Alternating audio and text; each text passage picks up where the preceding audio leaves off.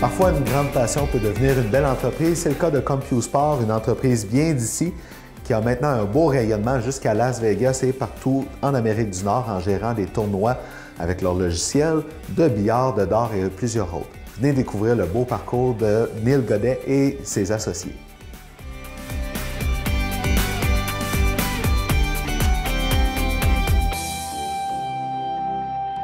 Alors avec Neil Godet, président de CompuSport, dans vos nouveaux locaux, donc quand on a besoin d'agrandir, c'est bon signe pour l'entreprise. Comment ça va? Ça va très bien.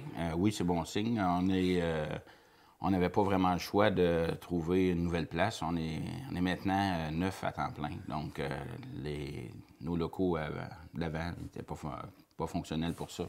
Là, vous commenciez à être à l'étroit, là. Oui, exactement.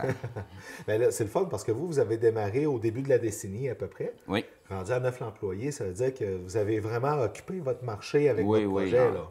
Oui, je te dirais qu'on est devenu incontournable dans le côté nord-américain. Tout ce qui est gestion de billard, de dard, on est devenu la référence. Les gros championnats, on les fait presque tous.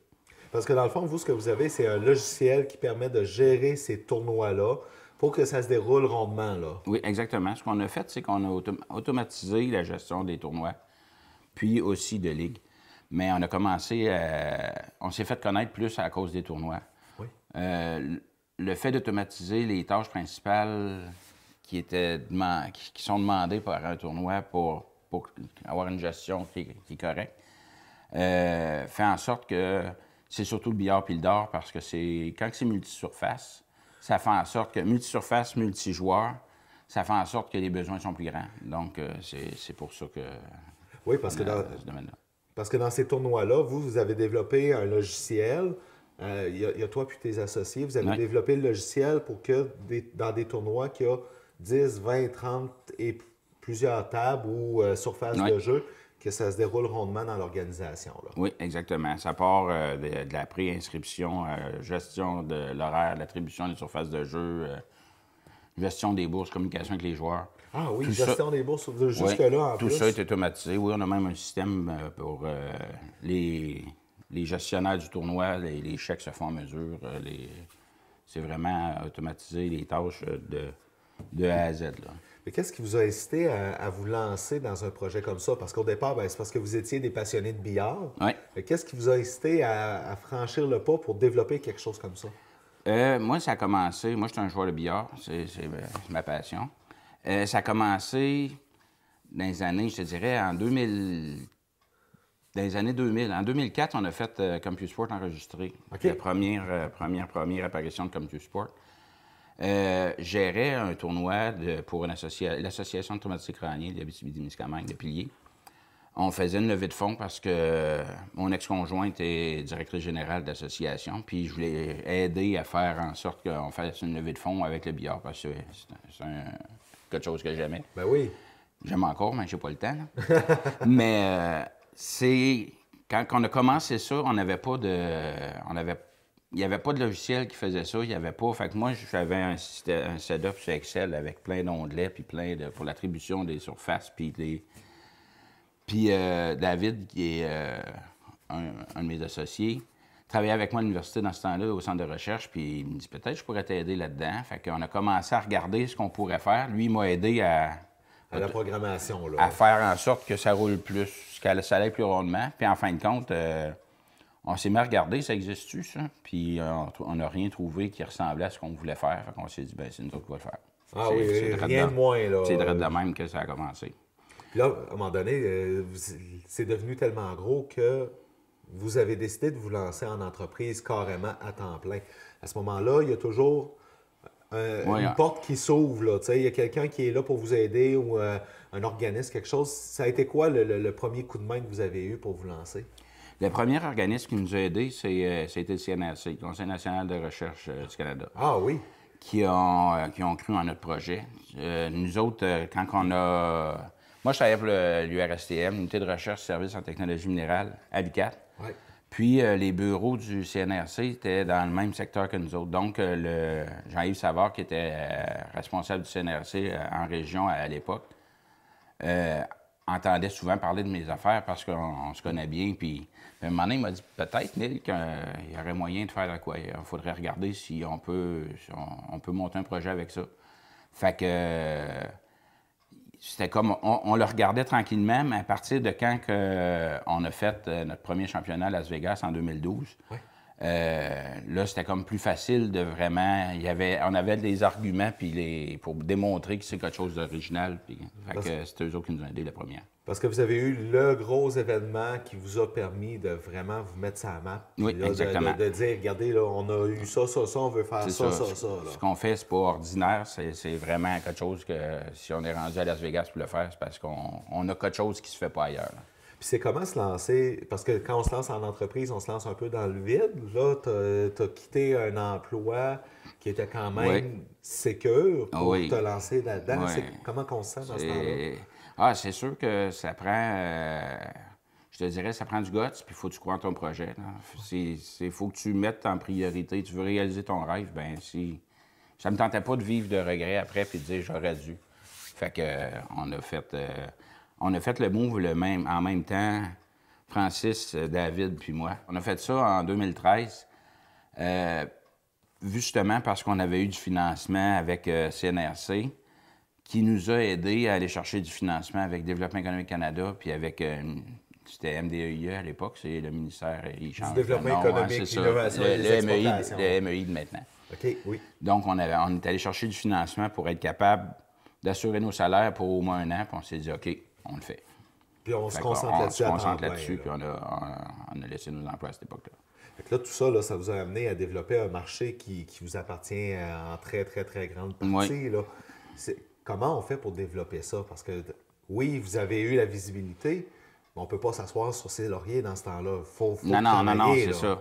La façon que ça s'est fait, nous autres, notre premier tournoi qu'on a vendu nos services, c'était à North Bay, quand on a sorti la région, parce qu'on testait, c'est peut-être à cause de mon background, puis à moi puis David, mais on vient d'un centre de recherche, fait que notre méthode pour avancer puis créer notre logiciel, mettons, ça a été vraiment comme de servir des tournois comme un laboratoire, puis revenir avec plein de notes, puis dire ça marche pas, on va faire ça, on va changer ça.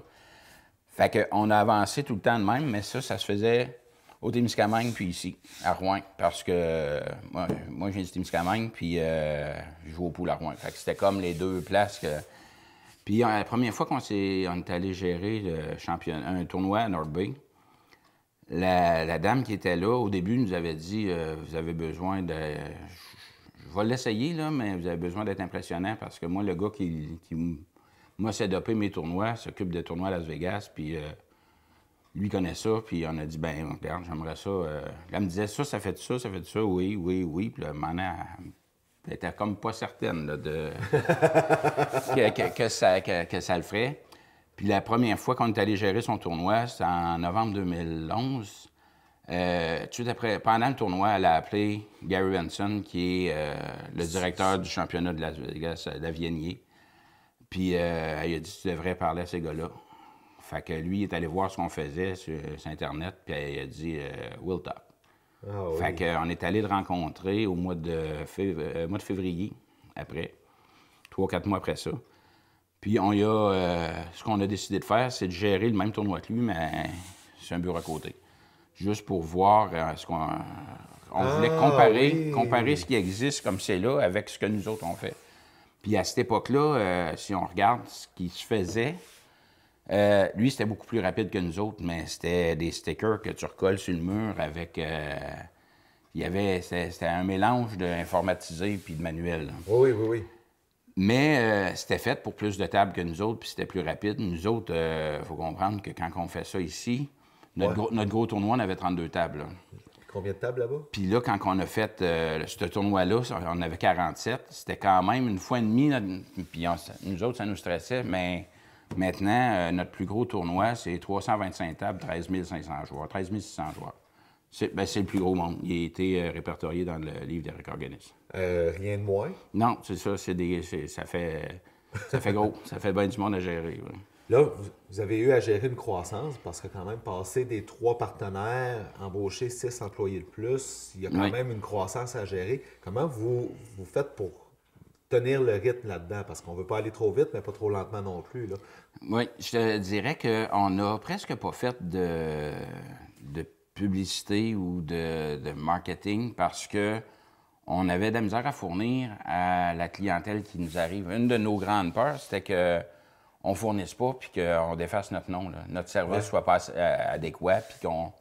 Puis ça, on a été quand même chanceux aussi, je te dirais, parce que la vitesse que tout arrive, on était capable d'absorber. C'est sûr que ça fait en sorte que quand tu priorises du développement pour être certain que tu réponds aux besoins de tes clients, tu n'es pas après développer les autres choses que tu t'es dit que tu développerais, là.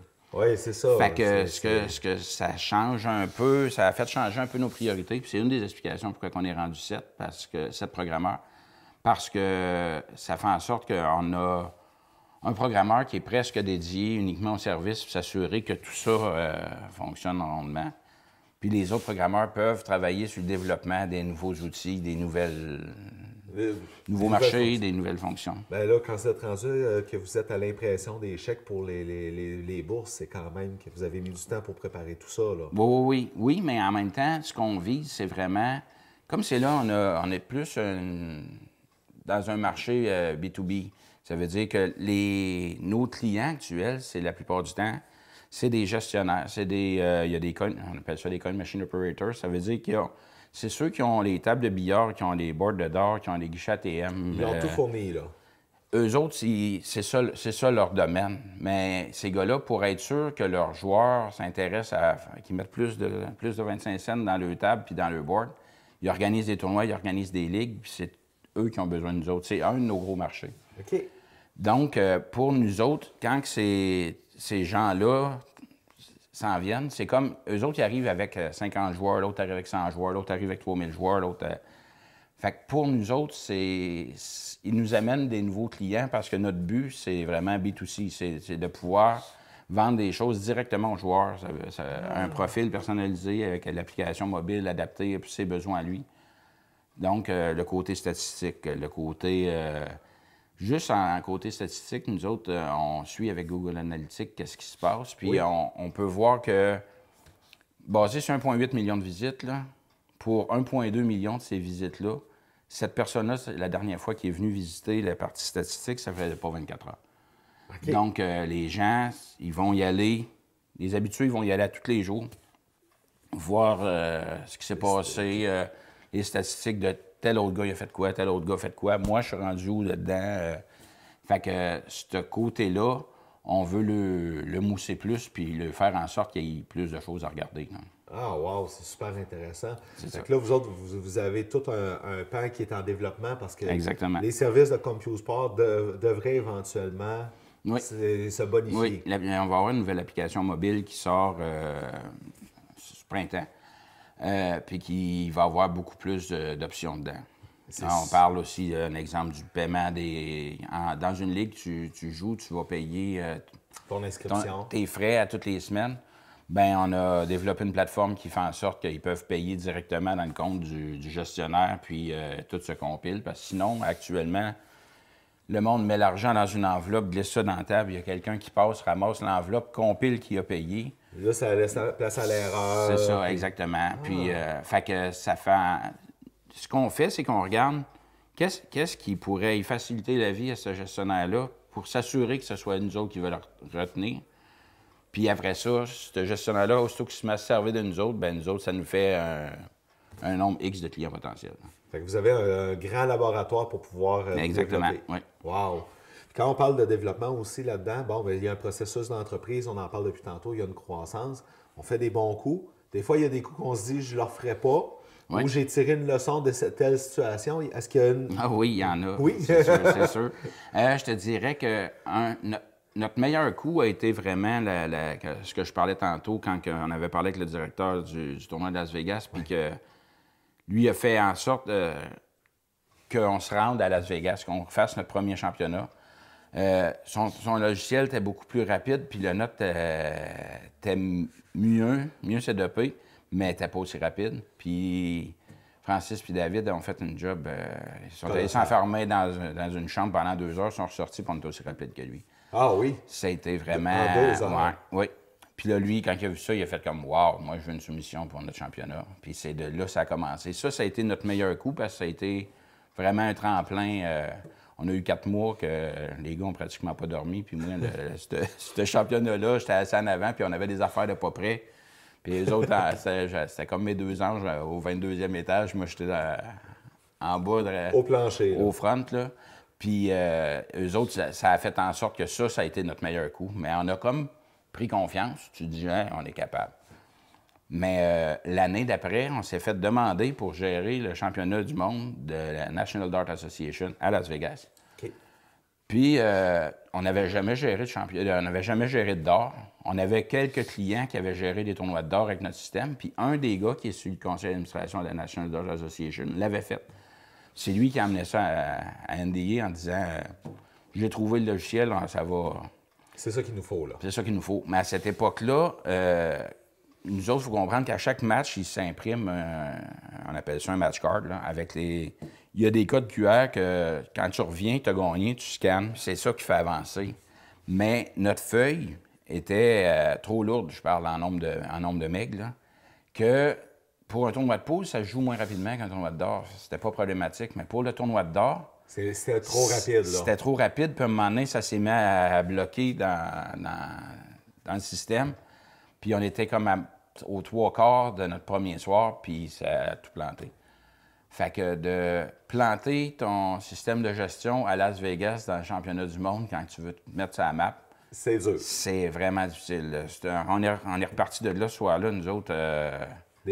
Démolis, là. On est revenu dans notre chambre, puis on regardait pour quelle heure les billets d'avion demain pour s'en revenir. Puis c'était comme. On les a rencontrés le lendemain matin, puis ils ont fait un constat en disant regardez, là, il y a une partie que c'est notre erreur, il y a une partie que c'est la vôtre. On peut comprendre que oui, ça ne gérait pas. En même temps, c'était vraiment un problème avec cette sorte d'imprimante-là. Là. OK. C'était encore plus. Mais on a appris de nos erreurs en disant OK, les autres fois, on va être rodés, on va le faire comme il faut. Mais eux autres, ils ont été super corrects. Ils nous ont donné 2 jours pour se revirer de bord et dire on veut lui donner un bon goût de CompuSport, pas un goût amer. Ouais. Fait qu'êtes-vous capable de faire de quoi? Puis on se reprend dans 2 jours. Puis on a dit oui, c'est sûr. Sans aucun doute. Sans aucun doute. Puis Benoît, un de nos programmeurs qui était là à l'époque, qui est de retour avec nous autres, ça fait pas longtemps, avait fait de quoi qui a fait en sorte que ça nous a aidés. David et Francis ont travaillé encore des heures de fou. Oui. Puis on s'est repris 2 jours après, puis là, on était correct. Sauf que c'était vraiment la gaffe, là. Mais ça a bien terminé. Ça s'est bien terminé, mais je veux dire, si tu dis un de nos mauvais coups, là, ça, c'est vraiment notre... Ce que je trouve bien là, dans l'exemple que tu viens de donner, c'est votre résilience là-dedans aussi. Là. Vous avez été capable, parce qu'on a beau dire, oui, ils ont été compréhensifs, mais vous avez été capable de les amener sur cette trail-là aussi. Oui, là, c'est sûr. On avait démontré toutes nos capacités avec plein d'autres choses, mais là, de faire ça, mais tu sais, quand tu vois arriver un joueur, puis qu'il dit, le premier soir qu'on a recommencé, puis qu'il regarde ton système, puis il dit « Oh, not that shit again ». Là, tu fais comme « Ouf, c'est pas ça que je veux que le monde ait comme impression avec le travail qu'on met là-dedans ». Puis à cette heure, tu vois, on est reconnu. Est-ce que, à un moment donné, vous pensez sortir de l'Amérique du Nord? Oui, ça fait. Ben, on a quelques tournois en Australie, on a en Nouvelle-Zélande, on a des petites brides ici et là. Je te dirais que là, ce qu'on veut faire, c'est vraiment d'établir. On veut devenir vraiment. On est déjà incontournable, mais. Cimenter ça. Cimenter tout ce qu'on a fait pour être certain que quand on va faire une offre pour un nouveau marché, un exemple, que ce soit un nouveau marché à cause de zone géographique ou bien que ce soit un nouveau marché, un nouveau sport, on veut être certain que ça on arrive puis qu'il n'y ait pas d'autre option, qu'il fasse comme « Wow, oui, moi, je veux ça ». Fait que on va, comme c'est là, on est en attente de brevet. On a un brevet de déposé pour un nouveau procédé pour automatiser la gestion des tournois de billard encore plus avec une caméra intégrée dans la lumière. Puis, à partir de là, il faut voir que ça veut dire ça, une manufacture pour faire des camlights, on appelle ça. Ça veut dire de l'implantation là-dedans. Puis à partir de là, le dépôt du brevet, c'est un brevet international. Donc, ça réserve pour 18 mois partout. Partout au monde. Est-ce que ça va être tout accepté? On a eu le brevet provisoire pendant 1 an, puis tout a fonctionné. Maintenant, là, tu déposes, c'est comme ça, c'est des étapes. Ouais. Là, on a déposé le deuxième, le brevet officiel. On est en attente de réponse de l'Office de protection intellectuelle des États-Unis, je ne sais pas exactement le nom. Puis à partir de là, quand ça c'est CEDOPé, ben puis notre but c'est vraiment d'être, on arrive avec un système tout fait. Fait que là c'est plus facile, ça serait plus facile d'aller, je sais pas moi, en Australie ou en Europe puis de dire regardez, on va venir, on va vous montrer ce qu'on est capable. Quelque chose, c'est ça. On a quand même pas mal de patentes ailleurs, mais ça fait partie des. Puis on regarde des nouveaux marchés aussi. On est en discussion avec le rodéo du camion de du Nord. La Fédération des rodéos, c'est 7 tournois. Puis on est en discussion. Probablement que c'est notre système qui va être là pour gérer ces nouvelles activités-là. Tu as devancé ma question. Je me demandais si vous aviez d'autres marchés que vous pourriez avoir. Je pensais entre autres au e-sports là, avec ces genres de tournois-là. Je ne savais pas trop si on pouvait appliquer ça, mais c'est vraiment bien. Oui. On a des tournois, on a des affaires de volleyball, on a eu des concours Buck Challenge. Le championnat de pétanque de Buck Challenge, c'était quelque chose de virtuel. Là. Ouais. Le championnat de pétanque Bocce Ball canadien. Dans le fond, aussitôt que tu as 2 opposants, puis que c'est soit à la ronde ou double élimination, simple élimination, triple élimination, on gère tout ça. Là. Ah, c'est vraiment bien, ça. Vous êtes en affaires? Oui. Puis c'est sûr que votre marché, principalement, c'est l'Amérique du Nord. Mais vous voyez quand même ce qui se passe en région, puis au Québec. Est-ce que vous avez confiance avec l'économie actuelle ici? Oui, moi j'ai confiance en l'économie de Rouen. Je trouve qu'on a... c'est certain que le domaine minier puis forestier, c'est comme ça reste toujours nos piliers. Là. Ouais. Mais plus que ça va, j'ai l'impression, plus qu'il y en a des nouvelles entreprises qui se développent, que c'est pas nécessairement juste lié à ça. Il y a des à côté qui ça commence à être plus... puis ça, je pense que ça va aider à stabiliser l'économie pour avoir moins de vagues. Bien, tant mieux. Neil, on prend une pause. Parfait. Puis après ça, on aimerait que tu nous montres un peu vos nouveaux locaux. Parce que vous êtes bien installés, là.